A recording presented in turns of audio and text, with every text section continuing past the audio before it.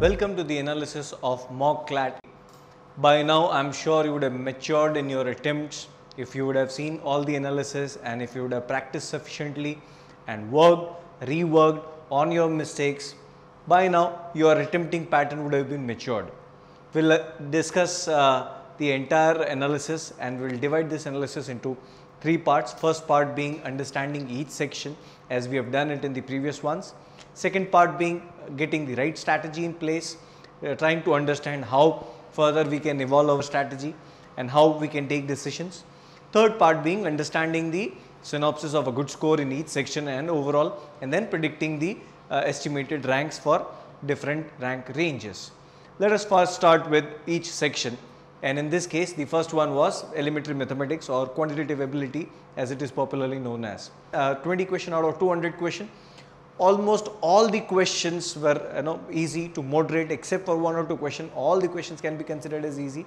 It had all the varieties. So when you look at the breakup, when you look at the pattern of the section, this can be directly compared with CLAT 2017, which had questions on percentages, numbers, allocation mixtures, time and work, time, speed and distance, clocks and calendars, and even one or two questions on the applications of ratios. So when we look at the pattern, very similar to CLAT 2017, and hence the number of attempts that one can make within 15 minutes should be somewhere around 16 to 17. It's very much possible. Most of the questions were of less than 1 minute. So moving out of this section quickly in 15 minutes would have been the most ideal case. In that case, getting a good score of 13 plus is very much possible because the error scope or the accuracy rate will definitely be higher. Next section is legal aptitude, the most sought after section. In this case, there were 40 questions based on principle and reasoning, and there were only 10 questions based on legal updates, and couple of questions within that 10 questions were based on legal maxims. So question on legal updates and legal knowledge were also not that simple. By now you would have come across the standard ones. So now you will come across the newer varieties or the newer types of question that you can encounter in legal knowledge based questions. So the ideal way would have been spending somewhere around 4 to 5 minutes in attempting these 10 questions first and then attacking the rest of the 40 questions. Now legal reasoning, that is principle and fact based questions, were also not that easy, especially when you look at the length of the question. Couple of questions had multiple principle. In certain cases there were sets which had 4 to 5 legal principles plus an explanation plus a fact, and the options were also lengthy, and hence the questions were slightly time consuming. It could have been tiring also at times.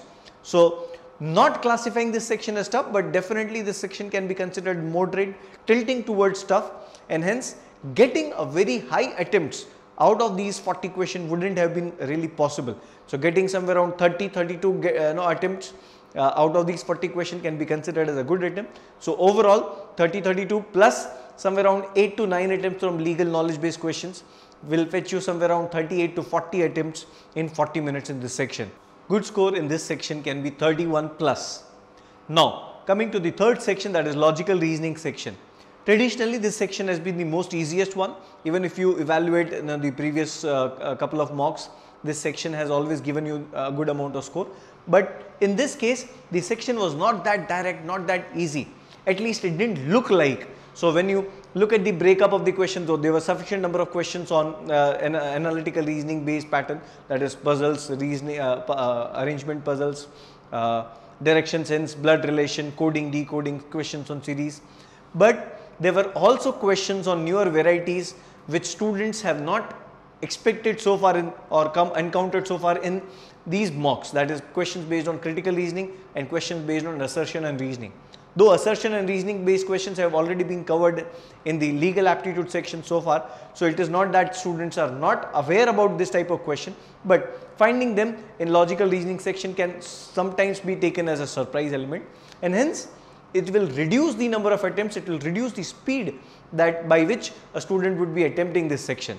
So overall when we look at the level of difficulty, this can still be considered as moderate, and by spending somewhere around 30 to 35 minutes, one can look at attempting 32 to 33 questions and getting a net score of 25 plus is very much possible. The next section is verbal ability and reading comprehension. If you look at the consistency, I think this section has maintained the maximum amount of consistency, not just in actual papers but in our mocks as well. And this is where there is a huge amount of pressure on students to ensure that they score maximum, they get the required meat from this section. Here when we evaluate this section, it had 10 questions on reading comprehension based on only one passage.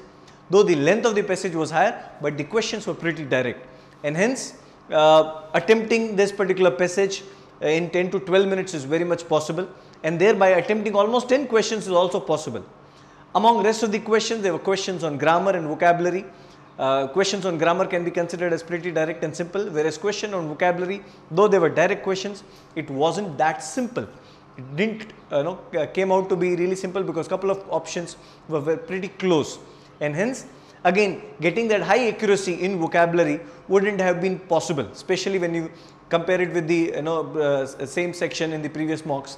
You cannot expect that level of accuracy in this mock. Now looking at the other varieties of question, that is question based on verbal logic, they were around rest of the questions, a fewer questions on verbal logic based question, and maintaining high accuracy in that will also be slightly difficult. So when you look at an overall level of difficulty, this section can be considered as moderate, and spending somewhere around 24 to 25 minutes, one should be in position to attempt somewhere around 32 to 33 questions, and thereby getting a net score of 24 plus as a good score. Next section is general awareness and current affairs. This had more or less a balance between static and current affairs based question. A good amount of variety was covered in the current affairs section, wherein the questions ranged from June-July 2017 till February-March 2018, and this would have taken a lot of students by surprise because a lot of students wouldn't been expecting questions as late as from February-March. So this can also be an eye opener. You must remember that in CLAT 2016 there was one question which was from say the exam was scheduled on 8th of May, whereas the question was on the basis of an High Court order that was passed on 6th of May. So you should never underestimate the the level of current affairs based question, or the variety that they can ask from, or the latest questions which can possibly be asked. So you have to ensure that you remain updated throughout till the day of exam. Though the latest question doesn't necessarily mean that the level of difficulty will be moderate or tough.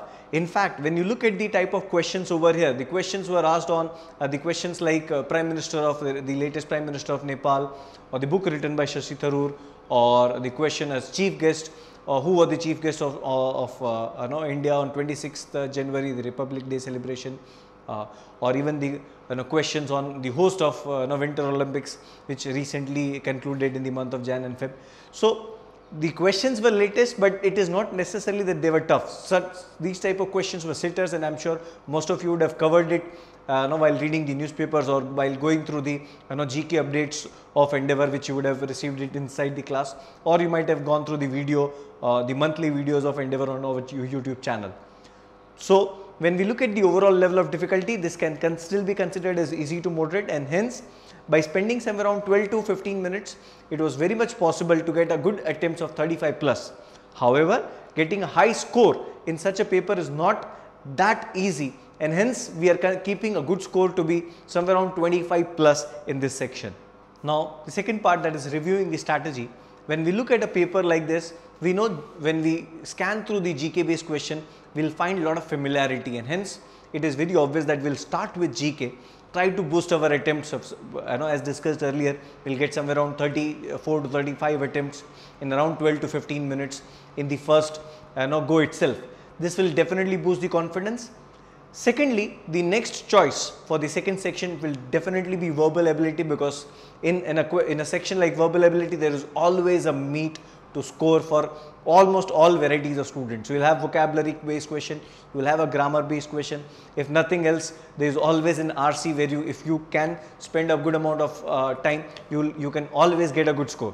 So second section definitely should be verbal ability. Spending another 22 to 25 minutes will help you get another somewhere around 32 to 33 attempts.